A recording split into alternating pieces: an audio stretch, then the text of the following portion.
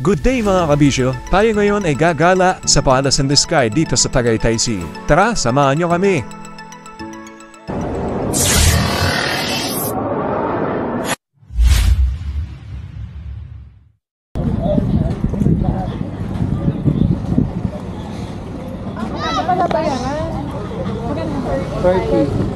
Siya nga pala mga kabisyo, ang entrance fee dito sa Palace in the Sky ay 30 pesos per head. So dito magbabayad muna kami upon entering dito sa may gate.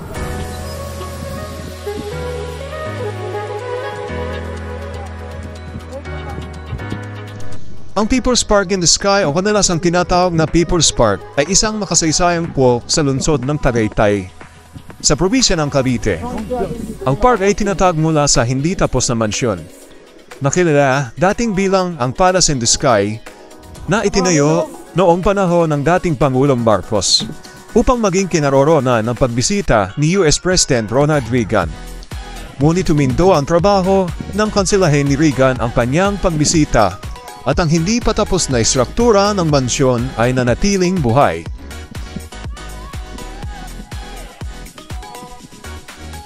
Ang Palace in the Sky nagsisilbing paalala sa atin na mahalaga ang kalikasan. Dito, makikita natin ang kahalagahan ng pangangalaga at pagmamahal sa kalikasan.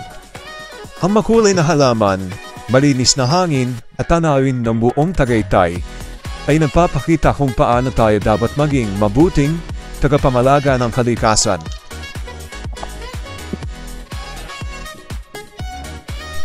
Tara, akitin natin mga kabisyo ang Palace in the Sky.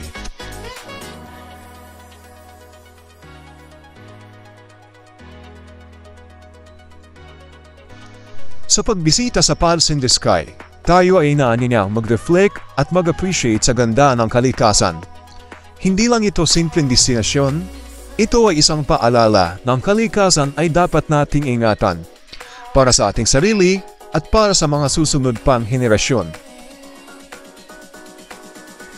Kaya mga kabisyo, hayaan niyong saliwan namin kayo ng isang magandang background music upang masamahan niyo kami sa aming paggala dito sa Palace in the Sky.